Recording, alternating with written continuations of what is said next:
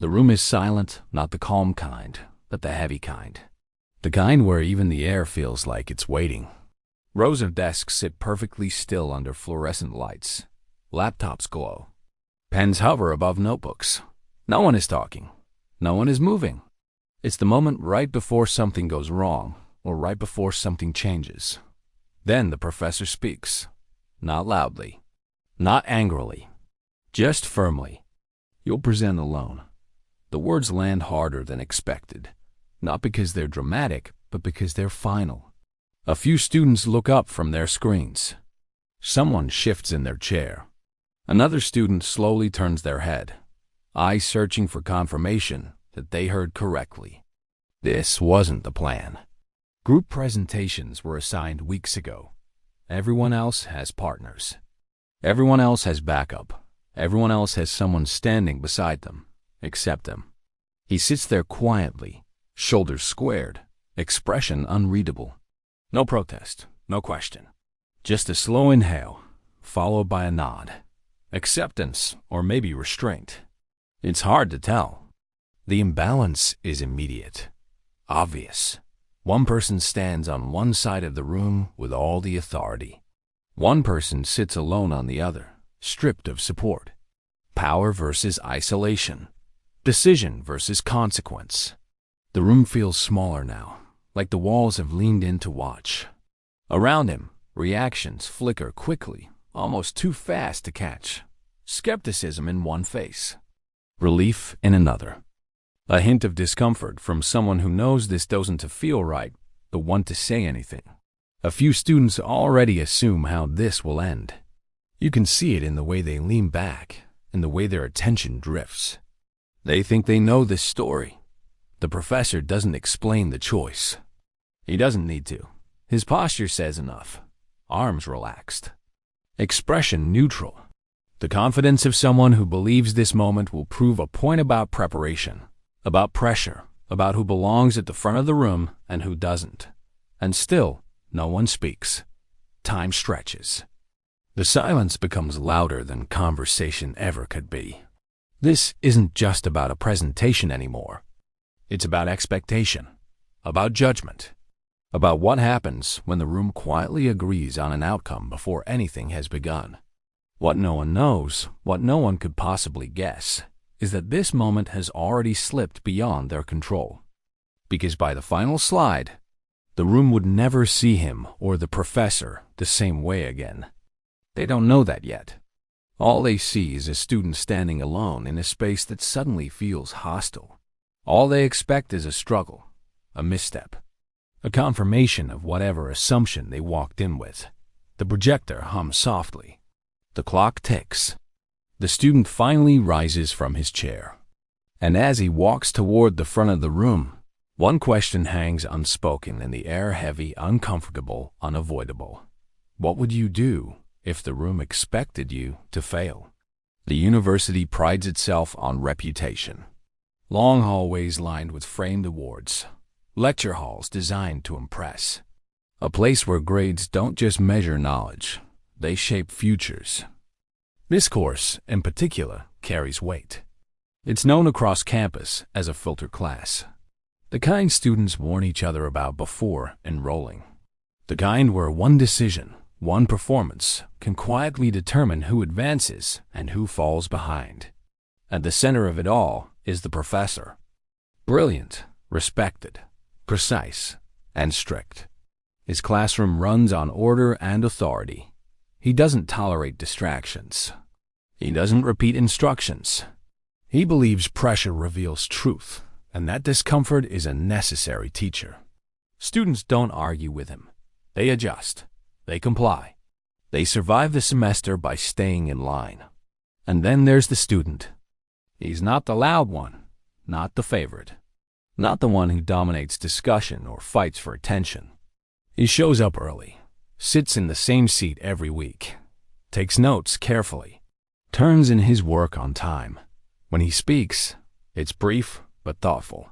He never interrupts, never challenges the professor, never causes problems. He's consistent, dependable, invisible. In a room full of ambition and performance, He exists quietly on the edges, not failing, not excelling loudly enough to be remembered, just there, overlooked in the way only steady people often are. The assignment is announced weeks in advance, group presentations, collaboration encouraged, shared responsibility. Most students feel relief immediately. They cluster together, already dividing roles, already planning how to carry each other if someone slips. Partnerships form naturally, friends, classmates, familiar faces. This is how it always goes. Except this time, it doesn't. As the weeks pass, groups are confirmed. Names are listed. Schedules are set. Everyone has someone standing beside them. Everyone, it seems, except one. Only one student is separated. No announcement explains it. No justification is offered. It's subtle enough that no one questions it openly. But subtle doesn't mean invisible. Students notice. They always do. A few glance his way. Some wonder if he missed a sign-up. Others assume there must be a reason. There's comfort in believing decisions are fair, even when they feel off. The tension sits quietly beneath the surface, not loud enough to disrupt class, just loud enough to be felt. Because this presentation matters. It's not just another assignment. It's a major portion of the final grade. It's the kind of evaluation professors remember.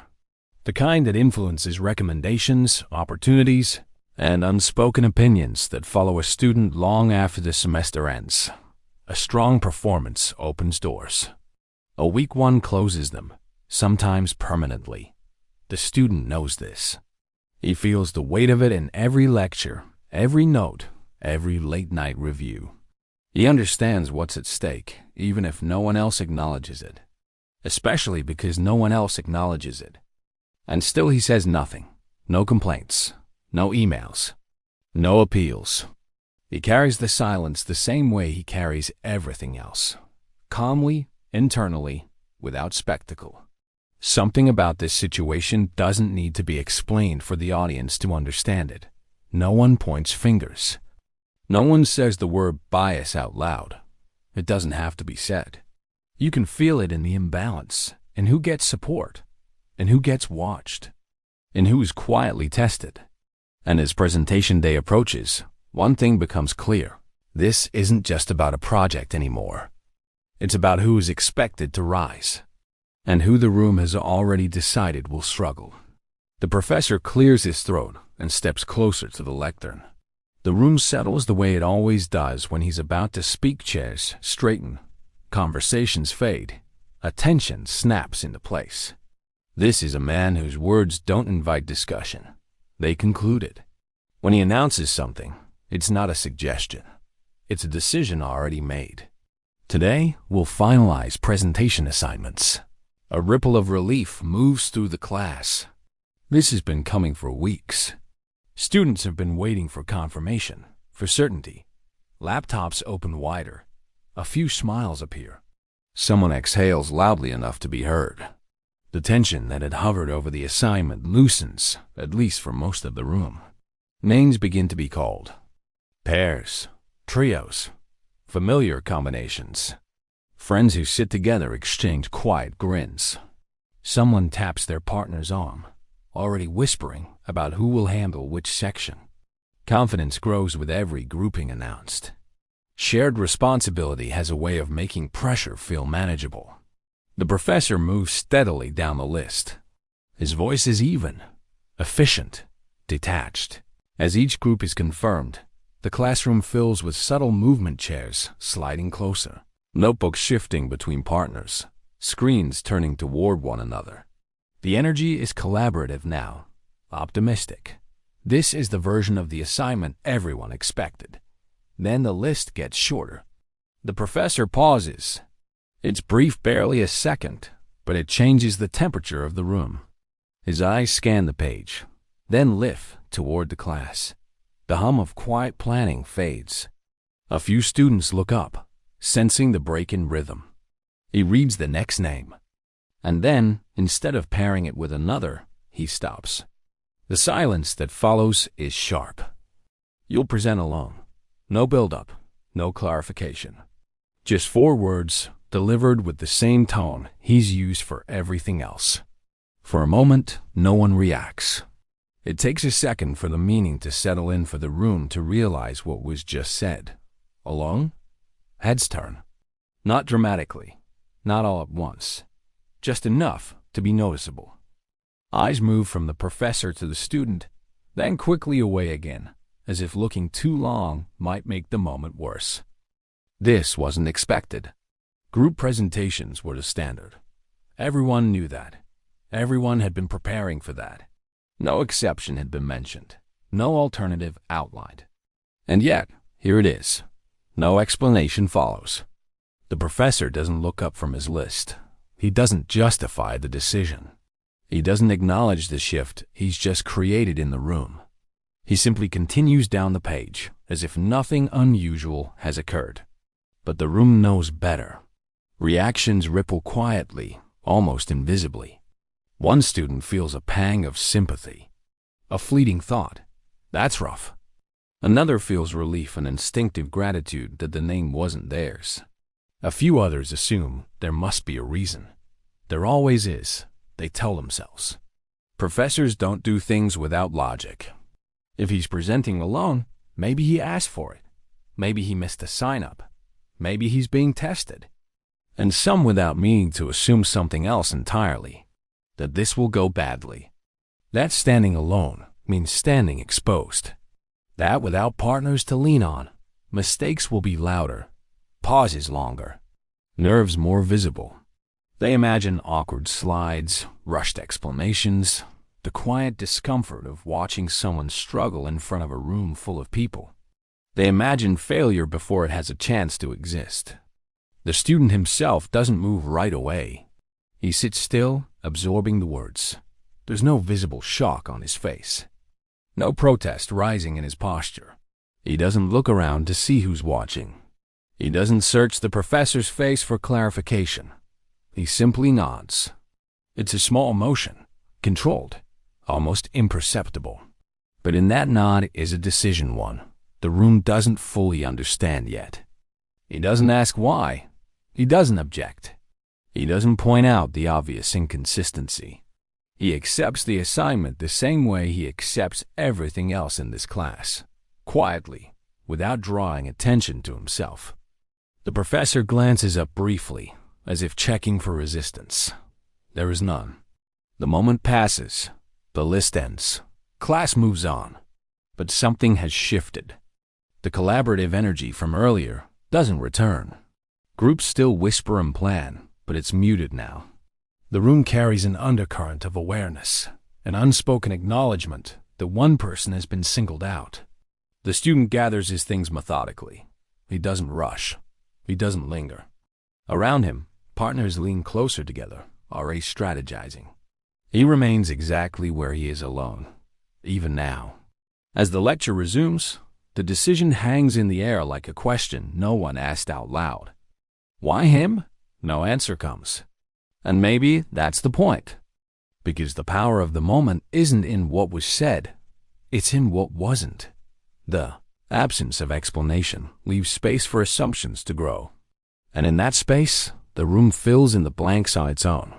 By the end of class, most students have already moved on. Assignments are assignments. Pressure is pressure. Everyone has their own concerns. But somewhere beneath the surface, the image remains. One student, one presentation. No backup. And as the days tick closer to presentation day, that image settles into expectation, into quiet judgment, into a story the room believes it already understands. What no one realizes yet, what no one has prepared for, is that the decision made in this moment hasn't simplified anything. It has set the stage. And the consequences of that choice will be felt by everyone when it's time for him to stand at the front of the room alone. What no one sees happens after the classroom empties. When the chairs are pushed back into place and the projector is powered down, the decision made that day doesn't fade for him. It follows him out into the hallway, down the steps, and into the quiet hours of the night. while the rest of the class disperses into groups, texting partners, dividing responsibilities, laughing about who will handle which slide. He walks alone, already calculating what this really means. There's no shared workload waiting for him. No one else to catch a mistake. No one to fill in if nerves hit at the wrong moment. Every word, every slide, every pause will belong to him alone. So he begins where he always does, at his desk, late at night, long after the campus noise fades. The light from his laptop becomes the only thing cutting through the dark. Tabs multiply across the screen. Articles, studies, case examples. He reads carefully, not skimming, not rushing. He checks sources twice, then a third time. He knows the kind of scrutiny he'll face. He knows how quickly doubt turns into judgment. Slides are drafted, then erased, then rebuilt. A sentence that feels good enough doesn't survive. He rewrites it, simplifies it, sharpens it. Data is reorganized until it tells a story instead of just filling space. Graphs are adjusted, colors muted, labels clarified. He asks himself the same question again and again. If someone wanted to dismiss this, could they? If the answer is yes, even slightly, he starts over. The nights grow longer. Sometimes he looks at the clock and realizes hours have passed without him noticing. Other times he notices every minute. The fatigue settles in quietly, but he doesn't let it slow him. There's too much at stake for that. He drinks water, takes a breath, keeps going, because this isn't just about a grade. He feels the pressure in a way that's hard to explain to someone who hasn't lived it. He's representing himself, yes, but also something heavier, something unspoken. The awareness that when you stand alone, people don't just evaluate your work. They evaluate you, your competence, your belonging, your right to be in the room at all. He knows how easy it is for a single misstep to confirm what some already believe. So he leaves no space for doubt. While the class imagines weakness, imagines nerves, stumbles, awkward silences, he builds precision, not flash, not drama, precision. Each slide leads cleanly into the next. Each point connects. Nothing is there by accident. Nothing is there just to impress. He practices out loud, alone, timing himself, listening for hesitation in his own voice. He stops mid-sentence when something feels off and starts again. He learns where to pause, where to emphasize, where silence will speak louder than explanation. There are moments when frustration surfaces quietly, when he wonders why this burden landed on him, when he imagines how much easier this would be with even one partner. But the thought never becomes a complaint. It doesn't turn into an email. It doesn't turn into a conversation. He doesn't give it that power. Instead, he works. Night after night, revision after revision, the presentation tightens, not just academically but emotionally. He learns to trust his material, to trust his preparation, to trust that clarity can carry him when assumptions cannot. And through it all, he remains invisible to the room that thinks it already knows how this will end. No one sees the discipline behind the calm. No one hears the rehearsed explanations echoing in his empty room. No one notices how the pressure sharpens him instead of breaking him. Because restraint doesn't announce itself. He doesn't complain to classmates, doesn't seek sympathy, doesn't explain his situation to anyone who didn't ask. He shows up to class the same way he always has, quiet, consistent, unremarkable on the surface. The expectation remains unchanged. They think he's unprepared. They think he's isolated. They think presenting alone will expose him. What they don't realize is that isolation has done the opposite. It has forced him to refine, to anticipate, to prepare for every angle. Where groups rely on shared confidence, he relies on certainty. Where others lean on each other, he leans on the work. By the time presentation day approaches, there's no panic left in him, only focus. He knows his material cold. He knows where the room will doubt him. He knows what he will say and what he won't. And when he finally closes his laptop in the early hours of the morning, the presentation is no longer just an assignment. It's ready, not to impress, not to perform, but to stand alone without apology. What no one sees begins the moment the classroom doors close behind him. The chatter fades. Laughter echoes down the hallway as groups peel off together, already talking about slide divisions and shared responsibilities.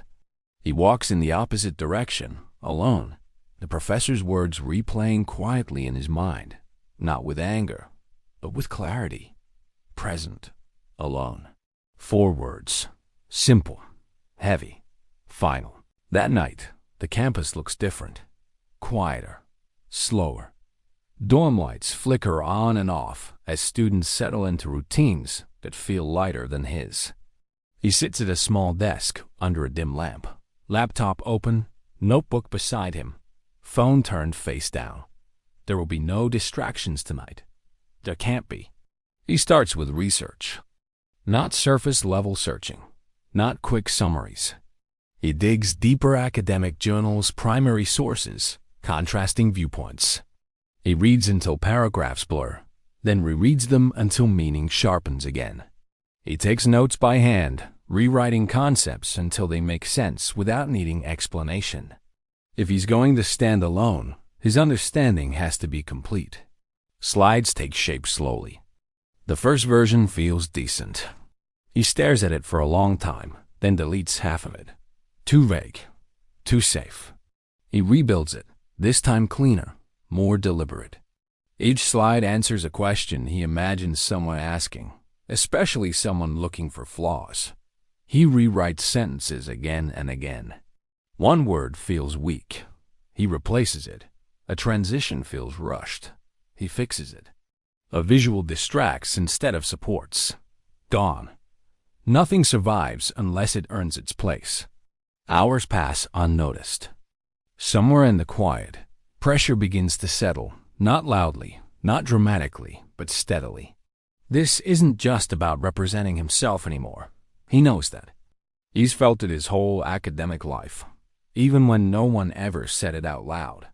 If he stumbles, it won't just be his mistake. If he excels, it will surprise people who didn't expect him to.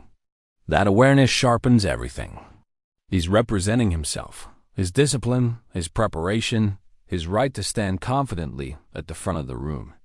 But he's also representing something larger. A presence that's often scrutinized more closely, judged more harshly, remembered longer for the wrong reasons. He doesn't resent it. He just acknowledges it and works harder because of it. Night after night, the routine repeats. Late evenings turn into early mornings. Coffee cools untouched beside him as he rehearses explanations out loud, stopping mid-sentence when something sounds uncertain. He listens to his own voice until it becomes steady, controlled, clear. He times himself, cuts what runs long, strengthens what feels soft. While the class expects weakness, he builds precision. They imagine nerves. He trains calm. They expect gaps. He fills them. They assume isolation means exposure. He turns it into focus. There are moments, brief ones, when frustration surfaces, when he wonders why no explanation was given, why no one questioned the decision, why standing alone was so easily accepted by the room. But those thoughts never turn outward. He doesn't complain. He doesn't ask for sympathy. He doesn't write emails searching for fairness. He doesn't need permission. Instead, he channels everything into the work, into making something so solid it leaves no room for dismissal, something that speaks for itself. During the day, he moves through campus like nothing has changed. Same seat in class, same quiet attentiveness, same restraint. If anyone notices his isolation, they don't mention it. If anyone wonders how he feels about it, they don't ask. And he doesn't tell, because restraint isn't weakness, it's discipline. The closer presentation day gets, the more refined everything becomes. Slides lock into place. Transitions feel natural. His confidence no longer comes from hope, it comes from repetition. from knowing exactly what comes next, from knowing that even if the room doubts him, the work won't. By the final night before the presentation, there's no panic left, just stillness. He closes his laptop slowly, reads through the slides one last time, not to change them, but to confirm them. Everything is where it should be, every word intentional, every pause earned. The version of him the class expects, the hesitant one, the overwhelmed one, the student exposed by isolation, no longer exists. What stands in his place is something quieter, stronger, prepared. They won't see the late nights. They won't see the revisions. They won't see the weight he carried alone. They'll only see the result.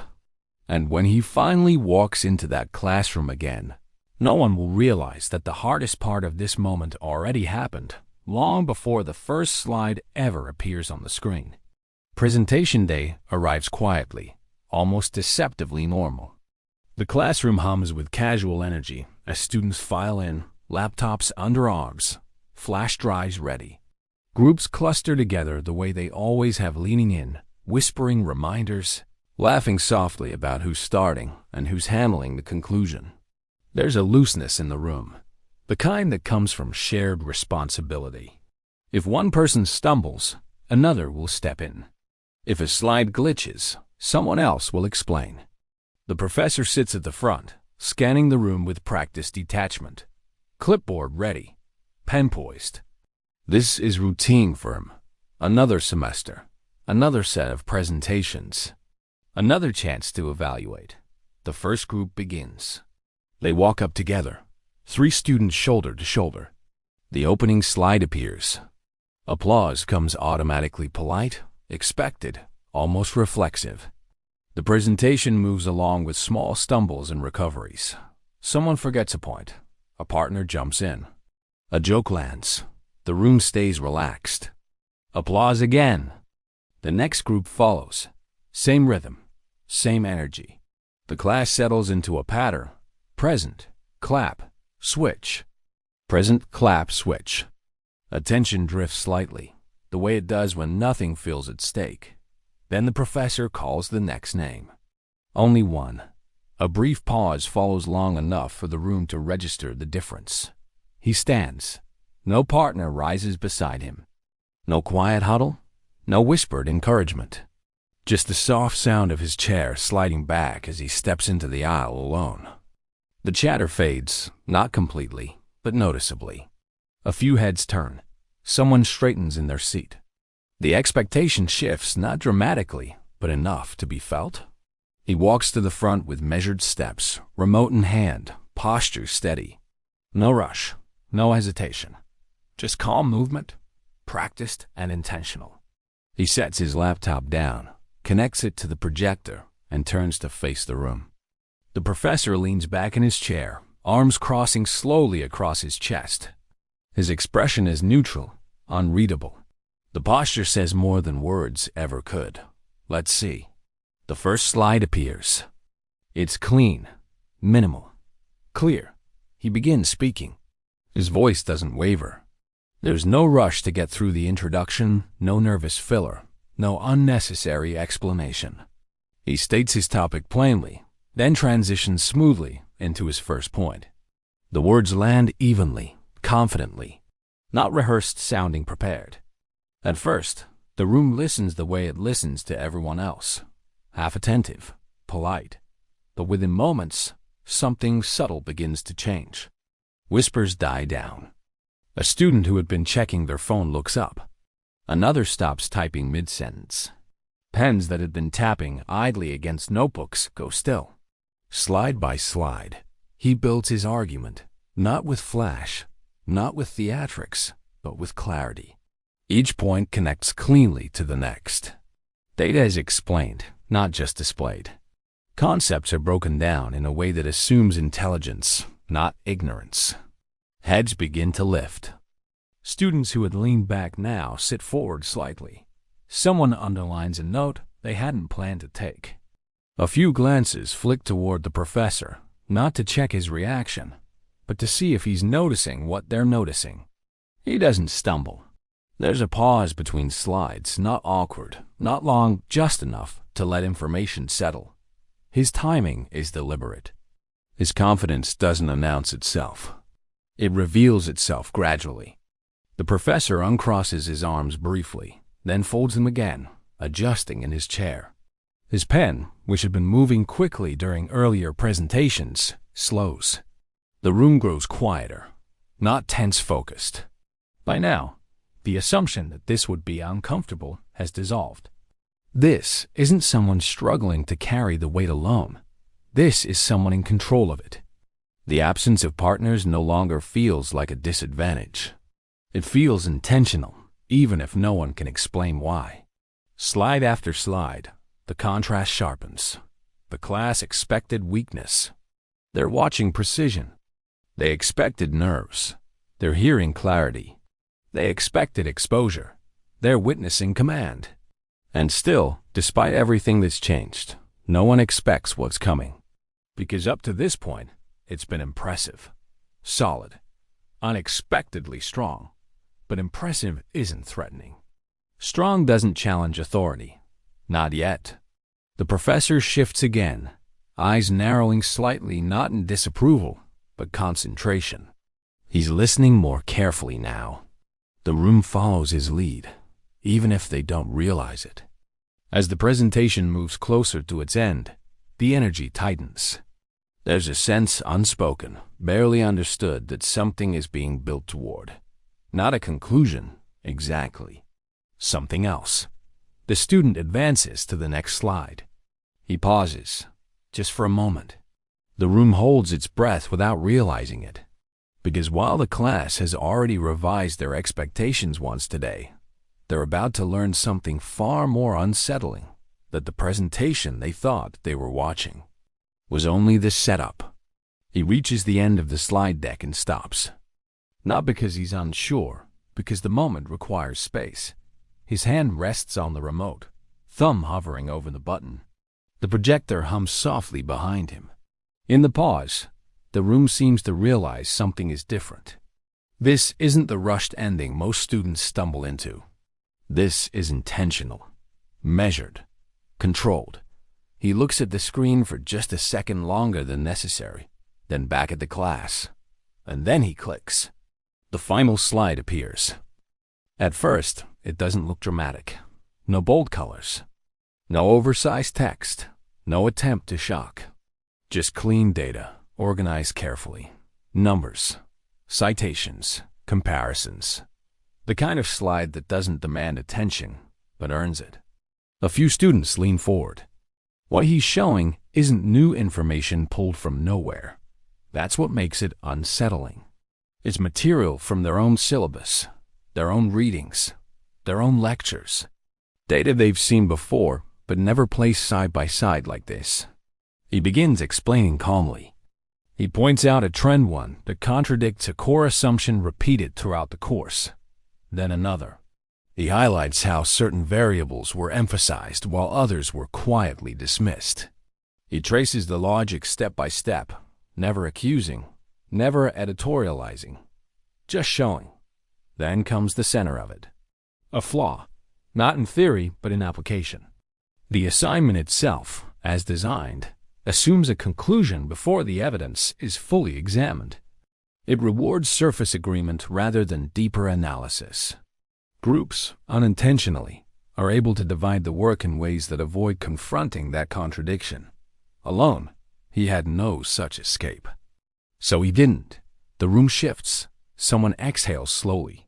Another student glances back at their notes, flipping pages as if checking whether they missed something. A pen stops mid-scratch. Eyes lock onto the screen, not because they're confused, but because they understand. This isn't an opinion. It's undeniable. The silence that follows is immediate and complete. Not the polite silence of listening, but the heavy silence of realization. The kind that settles when a room collectively recognizes something it can't unsee. At the front, the professor's posture changes. His arms uncross, not casually, but unconsciously. He leans forward now, elbows resting on the desk. The authority he carried moments ago doesn't disappear, but it fractures. Confidence gives way to calculation. He's no longer waiting for a mistake. He's searching for one. It doesn't come. The student continues, unfazed by the shift in power. His voice remains steady, respectful. He doesn't dramatize the reveal. He doesn't frame it as a challenge. He frames it as analysis the way the assignment asked. He explains why the contradiction matters, how it impacts the conclusion students are expected to draw, how overlooking it simplifies complexity in a way that's academically comfortable, but intellectually incomplete. He's careful with his words. No blame, no accusation, no edge, just clarity. The professor adjusts in his chair again, this time slower. His pen, which had been resting against the clipboard, doesn't move. For the first time all day, he isn't writing. Around the room, faces change. Skepticism dissolves. Boredom vanishes. Judgment softens into attention. Some students nod without realizing it. Others stare at the slide, memorizing it, as if knowing they'll think about this later. A few glance again at the professor, not for guidance, but for reaction. The student reaches the end of his explanation and stops speaking. He doesn't fill the space. He lets the slide stand on its own. The silence stretches not awkwardly, but decisively. It belongs to the work now, not to him. He doesn't smile. He doesn't wait for approval. He simply stands there, hands relaxed at his sides, posture open. The professor clears his throat. It's subtle, almost involuntary. But in a room this quiet, it's loud. He looks from the slide to the student and back again. Whatever response he prepared for this presentation, whatever assumptions he carried into it, no longer apply. This isn't a performance to grade. It's a question he has to answer.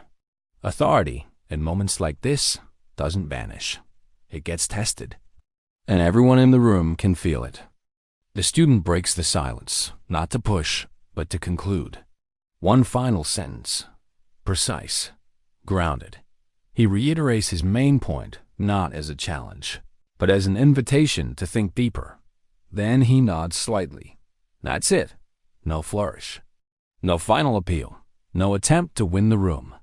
He thanks the class and turns off the projector. For a moment, no one moves.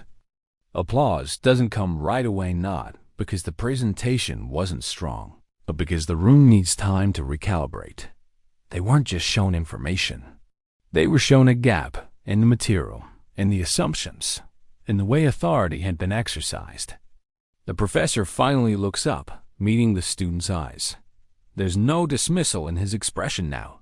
No quiet certainty. Only something closer to respect, tempered, unsettled, real.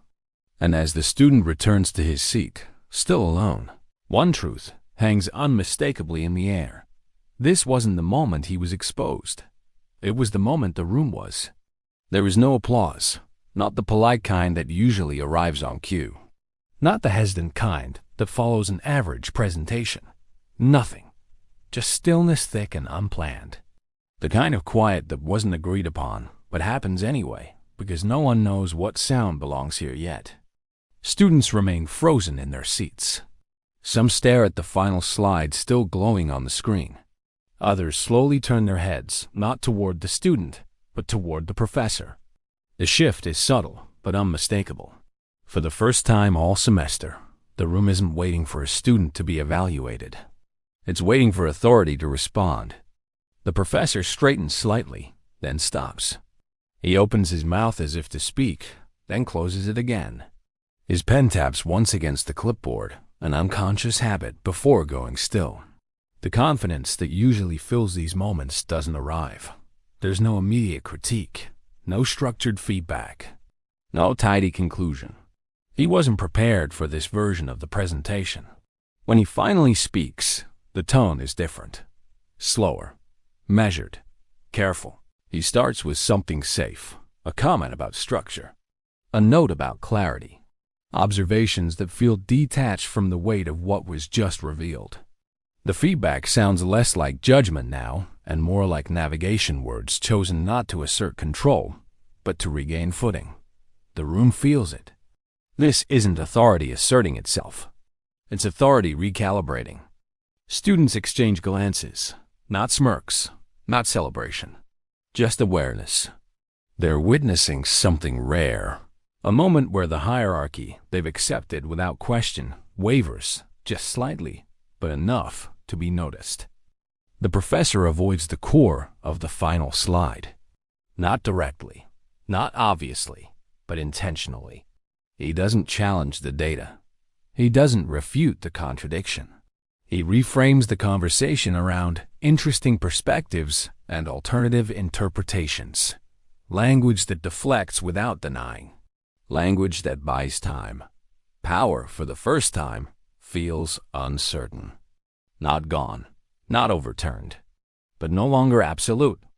The student listens quietly, hands folded, expression calm.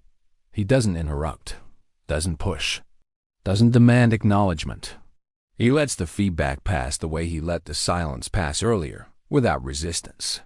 When the professor finishes, there's another pause. Shorter this time, less heavy, but still telling. The student stands slightly, just enough to be seen again. "Thank you," he says. Simple, respectful, neutral. He doesn't restate his argument. He doesn't underline the tension. He doesn't seek validation from the room or satisfaction from the professor's discomfort. He thanks the class, thanks the professor, and begins to pack up his things. The projector clicks off. The screen goes blank. As he walks back to his seat, he does it the same way he walked to the front alone. No applause follows him. No whispered praise. No dramatic reaction. And somehow, that makes the moment even more powerful. Because nothing about this feels performative. He sits down, opens his notebook, picks up his pen. Just another student again, at least on the surface. But the room isn't the same. Students sit a little straighter now. A few look back at their notes with new questions forming. Others glance once more at the professor, seeing him differently, not diminished, but human, fallible, capable of being challenged by quiet excellence rather than confrontation. Class eventually resumes, but it does so on altered ground. The student remains alone in his seat, just as he was before, but the isolation has changed meaning. It no longer signals exposure or disadvantage. It signals something else entirely: discipline, restraint, preparation. And as the lecture moved forward, one truth lingers beneath every word spoken afterward. Power didn't disappear in that room, but it shifted. And everyone felt it. When the room finally empties and the noise of chairs and footsteps fades, what remains isn't the memory of slides or citations or grades entered into a system. What lingers is something far less measurable and far more revealing. Because what happened in that classroom was never really about a presentation. It wasn't about formatting. It wasn't about delivery. And it certainly wasn't about a single grade. It was about assumptions. About how quickly we decide who will struggle and who will succeed often before they ever begin. About how easily doubt attaches itself to some people, while confidence is freely extended to others. About how isolation is sometimes used as a test, without anyone stopping to ask who gets tested most often. The student wasn't just presenting information. He was moving through a space where expectations had already been written for him. Expectations shaped not by his work, but by quiet judgments made long before he stood at the front of the room. Who gets doubted? Who gets watched more closely? Who is expected to prove themselves again and again? And who was allowed to blend into a group, mistakes softened by shared responsibility? What made the moment powerful wasn't that he exposed anyone. It wasn't that he embarrassed authority. It wasn't even that he surprised the room. It was that he refused to play the role assigned to him. There was no shouting, no confrontation, no dramatic call-out, just excellence. The kind that doesn't ask permission. The kind that doesn't announce itself loudly. The kind that forces people to reevaluate without being told to. He didn't demand fairness. He demonstrated capability. He didn't argue against assumptions. He outgrew them. And in doing so, he revealed something uncomfortable, not just about one professor or one classroom, but about how often we mistake silence for weakness. How often restraint is misread as inability. How often people carrying the heaviest expectations are given the least grace. This wasn't a victory that ended with applause or celebration. It didn't come with recognition or public praise. It ended quietly, the same way it began. But quiet victories are often the ones that last, because they don't rely on reaction. They don't fade when the moment passes. They settle into memory and change how people think, even if no one admits it out loud. Somewhere in that room, a student will think differently the next time someone is singled out. Someone will hesitate before assuming silence means unprepared. Someone will remember how wrong the room felt until it didn't. And the professor, whether consciously or not, will carry that moment forward too.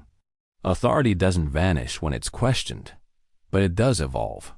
It becomes more careful, more aware, less certain of its own infallibility. That shift matters, because stories like this aren't rare. They're just rarely seen clearly. They happen in classrooms, workplaces, meetings, and everyday moments where expectations are unevenly placed. So the question isn't whether unfair tests exist. The question is how often we participate in them without realizing it. How many people are carrying pressure we never see? How many are preparing twice as hard just to be judged equally? How many moments of quiet excellence do we miss because we're too busy watching for failure? This story isn't meant to accuse. It's meant to ask, to pause, to reconsider, to notice, because strength doesn't always speak first, and confidence doesn't always demand space. Sometimes it waits patiently until the work is undeniable, and when it finally appears, it doesn't shout. It simply stands. So if you were in that room, if you were sitting in one of those chairs, watching that moment unfold, would you have seen his strength before the final slide, or only after?